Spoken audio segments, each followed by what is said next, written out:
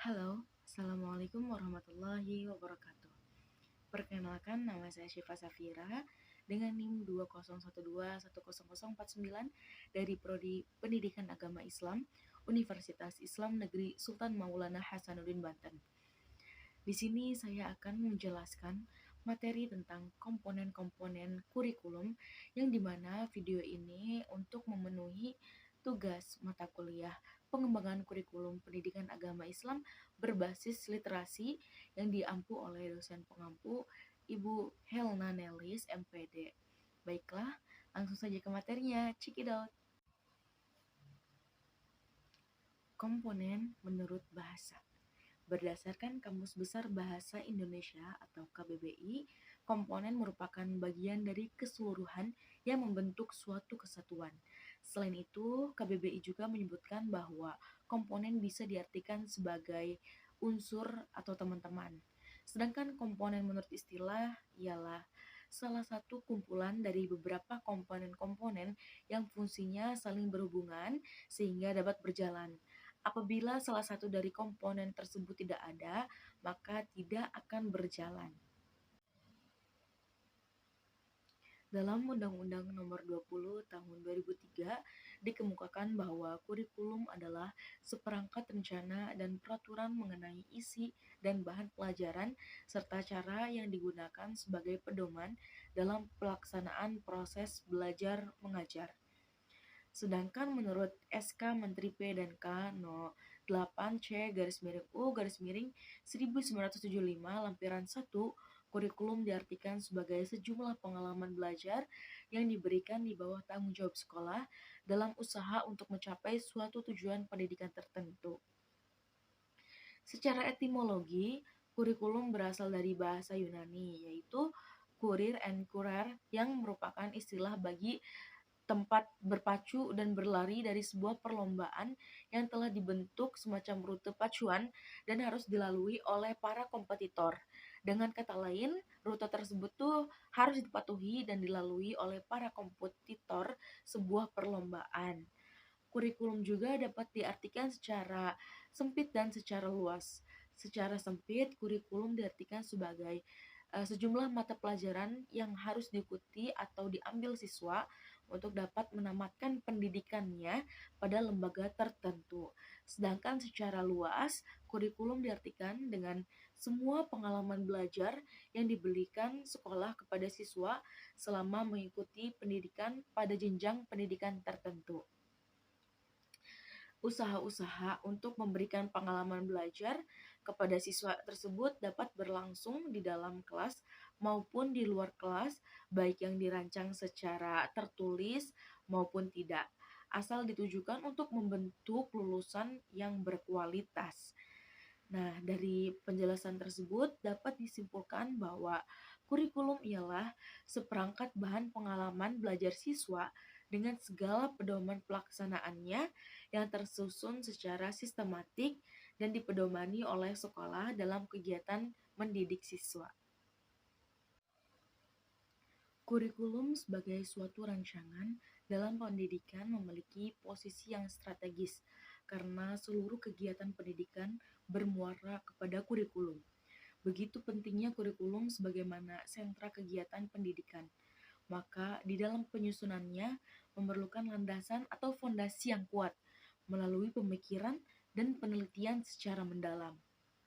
Dan pada dasarnya, kurikulum merupakan suatu sistem yang terdiri dari beberapa komponen.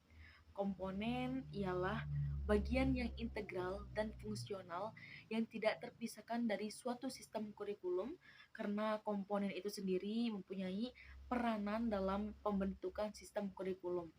Sebagai sebuah sistem, kurikulum mempunyai komponen-komponen, seperti halnya dalam sistem manapun. Kurikulum harus mempunyai komponen lengkap dan fungsional baru bisa dikatakan baik. Sebaliknya, kurikulum tidak dikatakan baik apabila di dalamnya terdapat komponen yang tidak lengkap. Kurikulum memiliki 6 komponen utama. Yang pertama komponen tujuan, yang kedua komponen materi, yang ketiga komponen strategi, yang keempat komponen evaluasi, yang kelima evaluasi hasil belajar mengajar, dan yang keenam evaluasi pelaksanaan mengajar. Komponen tujuan. Komponen tujuan berhubungan erat dengan arah atau hasil yang diharapkan secara mikro ataupun makro. Tujuan pendidikan memiliki klasifikasi dari mulai tujuan yang sangat umum sampai tujuan khusus yang bersifat spesifik dan dapat diukur, yang kemudian dinamakan dengan kompetensi. Pembahasan lebih lanjut tujuan pendidikan nasional diklasifikasikan menjadi 4, yaitu yang pertama, tujuan pendidikan nasional atau TPN, merupakan tujuan dan arah pendidikan secara umum yang harus dijadikan patokan atau pedoman bagi setiap lembaga pendidikan di seluruh Indonesia. Maka, untuk setiap madrasah di seluruh Indonesia tidak boleh membuat rumusan tujuan sendiri yang keluar dari koridor tujuan pendidikan nasional. Tujuan yang kedua ialah tujuan institusional atau lembaga. Tujuan kelembagaan dirumuskan oleh masing-masing lembaga sesuai dengan kebutuhan dan kemampuan lembaga dalam mencapai tujuan pendidikan nasional. Ini berarti bahwa tujuan institusional tidak boleh keluar dari bingkai tujuan pendidikan nasional yang telah ditetapkan oleh undang-undang. Tujuan institusional biasanya juga melihat dari jenjang masing-masing lembaga atau sesuai dengan tingkat usia siswa, sehingga setiap jenjang harus memiliki keterkaitan satu sama lain, yang mana jenjang yang paling dasar mendukung tujuan institusional secara umum, jenjang yang lebih tinggi. Tujuan yang ketiga ialah tujuan kurikuler, tujuan yang harus dicapai oleh setiap bidang studi atau mata pelajaran, merupakan bagian dari salah satu cakupan tujuan lembaga. Tujuan kurikuler merupakan salah satu usaha untuk mewujudkan tujuan institusional. Dengan demikian, setiap tujuan kurikuler harus dapat mendukung dan diarahkan untuk mencapai tujuan institusional. Tujuan yang keempat ialah tujuan instruksional atau tujuan pembelajaran. Tujuan institusional merupakan bagian dari tujuan kurikuler. Tujuan pembelajaran adalah tujuan yang harus dicapai oleh guru dan siswa dalam satu kali tatap muka atau satu kali pertemuan. Dalam setiap sesi pertemuan merupakan salah satu upaya untuk mencapai tujuan kurikuler. Dapat disimpulkan bahwa dalam setiap pertemuan harus memiliki tujuan tertentu yang ingin dicapai. Selanjutnya, komponen materi. Komponen materi adalah komponen yang didesain untuk mencapai komponen tujuan. Yang dimaksud komponen materi ialah bahan-bahan kajian yang terdiri dari ilmu pengetahuan, nilai, pengalaman, dan keterampilan yang dikembangkan ke dalam proses pembelajaran guna mencapai komponen tujuan. Komponen materi harus dikembangkan untuk mencapai komponen tujuan. Oleh karena itu, komponen tujuan dengan komponen materi atau dengan komponen-komponen yang lainnya haruslah dilihat dari sudut hubungan yang fungsional. Pada hakikatnya, materi kurikulum adalah isi kurikulum. Dalam Undang-Undang tentang Sistem Pendidikan Nasional telah ditetapkan bahwa isi kurikulum itu merupakan bahan kajian dan pelajaran untuk mencapai tujuan penyelenggaraan satuan pendidikan yang bersangkutan dalam rangka upaya pencapaian tujuan pendidikan nasional. Sesuai dengan rumusan tersebut, isi kurikulum dikembangkan dan disusun berdasarkan prinsip-prinsip sebagai berikut. Yang pertama, materi kurikulum berupa bahan pembelajaran yang terdiri dari bahan kajian atau topik-topik pelajaran yang dapat dikaji oleh siswa dalam proses belajar dan pembelajaran. Yang kedua, ada materi kurikulum mengacu pada pencapaian tujuan masing-masing satuan pendidikan. Perbedaan dalam ruang lingkup dan urutan bahan pelajaran disebabkan oleh perbedaan tujuan satuan pendidikan tersebut. Yang ketiga, materi kurikulum diarahkan untuk mencapai tujuan pendidikan nasional. Dalam hal ini, tujuan pendidikan nasional merupakan target tertinggi yang hendak dicapai melalui pencapaian materi kurikulum. Materi kurikulum mengandung aspek-aspek tertentu sesuai dengan tujuan kurikulum yang meliputi pertama, teori. Teori ialah seperangkat konstruk atau konsep, definisi, dan preposisi yang saling berhubungan yang menjanjikan pendapat sistematik tentang gejala dengan menspesifikasi hubungan-hubungan antara variabel-variabel dengan maksud menjelaskan dan meramalkan gejala tersebut. Yang kedua ada konsep. Konsep ialah suatu abstraksi yang dibentuk oleh generalisasi dan kekhususan-kekhususan. Konsep adalah definisi singkat dari sekelompok fakta atau gejala. Yang ketiga ada generalisasi. Generalisasi adalah kesimpulan umum berdasarkan hal-hal yang khusus, bersumber dari analisis, pendapat, atau pembuktian dalam penelitian. Yang keempat ada prinsip. Prinsip ialah ide utama, pola skema yang ada dalam materi yang mengembangkan hubungan antara beberapa konsep. Yang kelima prosedur. Prosedur ialah suatu seri langkah-langkah yang berurutan dalam materi pelajaran yang harus dilakukan oleh siswa. Yang keenam fakta.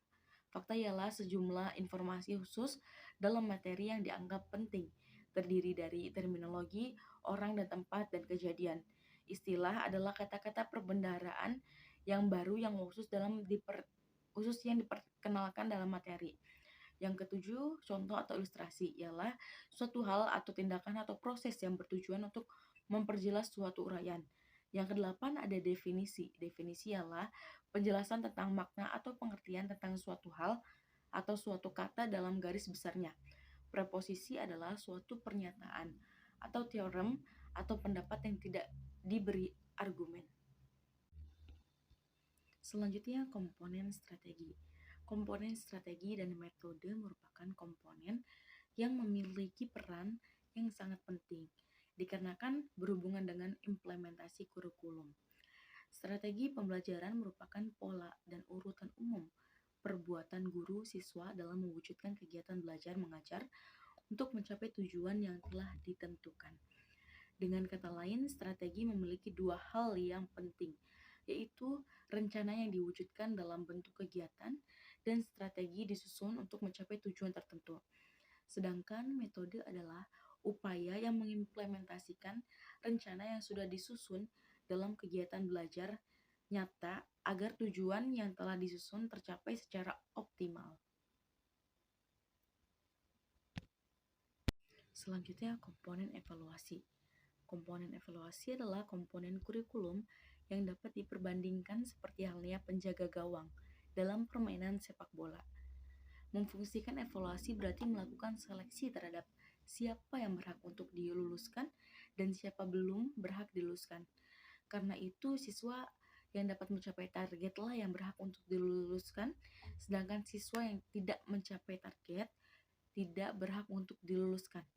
Dilihat dari fungsi dan urgensi evaluasi yang demikian, dari sudut komponen evaluasi misalnya, berapa banyak guru yang mengerjakan suatu mata pelajaran yang sesuai dengan latar belakang pendidikan guru dan ditunjang pula oleh media dan sarana belajar yang memadai, serta murid yang normal.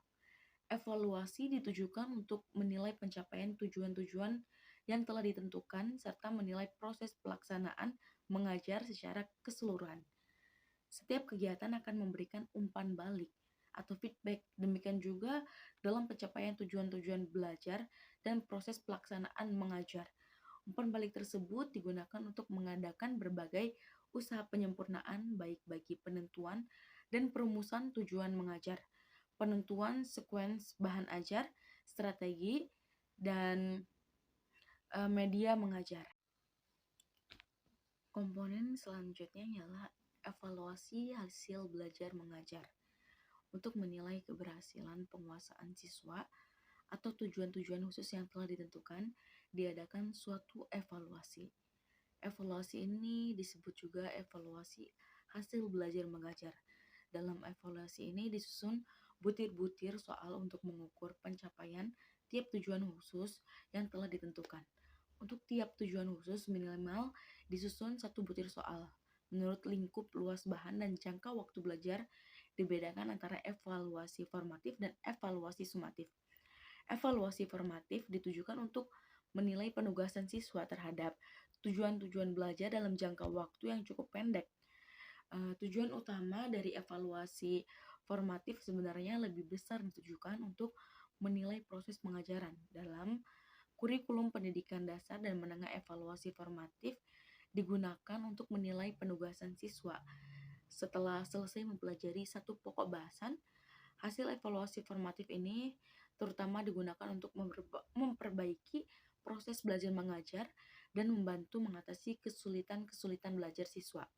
Dengan demikian, evaluasi formatif selain sebagai fungsi menilai proses, juga merupakan evaluasi atau tes diagnostik. Evaluasi sumatif ditujukan untuk menilai penugasan siswa terhadap tujuan-tujuan yang lebih luas sebagai hasil usaha belajar dalam jangka waktu yang cukup lama, 1 semester, 1 tahun, atau selama jenjang pendidikan. Evaluasi sumatif mempunyai fungsi yang lebih luas daripada evaluasi formatif. Dalam kurikulum pendidikan dasar dan menengah, evaluasi sumatif dimaksudkan untuk menilai kemajuan belajar siswa atau kenaikan kelas atau kelulusan ujian, serta menilai efektivitas program secara menyeluruh. Untuk mengukur tingkat penguasaan siswa terhadap tujuan-tujuan yang telah ditentukan atau bahan yang telah diajarkan ada 2 macam, yaitu criterion reference and norm reference. Dalam criterion reference yaitu penguasaan siswa yang diukur dengan sesuatu tes hasil belajar dibandingkan dengan sesuatu kriteria tertentu, umpamanya 80% dari tujuan atau bahan yang diberikan. Dengan demikian, dalam criterion reference ada suatu kriteria standar. Dalam norm reference, tidak ada suatu kriteria sebagai standar penguasaan siswa dibandingkan tingkat penguasaan kawan-kawannya satu kelompok. Dengan demikian, norma yang digunakan adalah norma kelompok yang lebih bersifat relatif. Kelompok ini dapat berupa kelompok kelas, sekolah, daerah, ataupun nasional. Dalam implementasi kurikulum atau pelaksanaan pengajaran, criterion reference digunakan pada evaluasi formatif, sedangkan norm reference komponen yang terakhir ialah evaluasi pelaksanaan mengajar. Komponen yang dievaluasi dalam pengajaran bukan hanya hasil belajar mengajar, tetapi keseluruhan pelaksanaan pengajaran yang meliputi evaluasi komponen tujuan mengajar, bahan pengajaran yang menyangkut sekuens bahan ajar, strategi dan media pengajaran, serta komponen evaluasi mengajar sendiri. Dalam program mengajar, komponen-komponen yang dievaluasi meliputi komponen tingkah laku yang meliputi aspek-aspek subkomponen kognitif, afektif, dan psikomotor. Komponen mengajar meliputi isi, metode, organisasi, fasilitas, dan biaya, dan komponen populasi mencakup siswa, guru, administrator, spesialis pendidikan, keluarga, dan masyarakat. Untuk mengevaluasi komponen-komponen dan proses pelaksanaan mengajar, bukan hanya digunakan tes, tetapi juga digunakan bentuk-bentuk non-tes, seperti observasi, study dokumenter, analisis hasil pekerjaan, angket, dan checklist. Evaluasi dapat digunakan oleh guru atau pihak-pihak lain yang berwenang atau diberi tugas seperti kepala sekolah dan pengawas, tim evaluasi, kanwil, atau pusat. Sesuai dengan prinsip sistem, evaluasi dan umpan balik diadakan secara terus-menerus, walaupun tidak semua komponen mendapat evaluasi yang sama, kedalaman, dan keluasannya. Karena sifatnya menyeluruh dan harus terus-menerus tersebut, maka evaluasi pelaksanaan sistem mengajar dapat dipandang sebagai monitoring. Cukup sekian pemaparan materi dari saya. Kurang lebihnya mohon maaf. Wabillahi taufiq wal hidayah. Wassalamualaikum warahmatullahi wabarakatuh.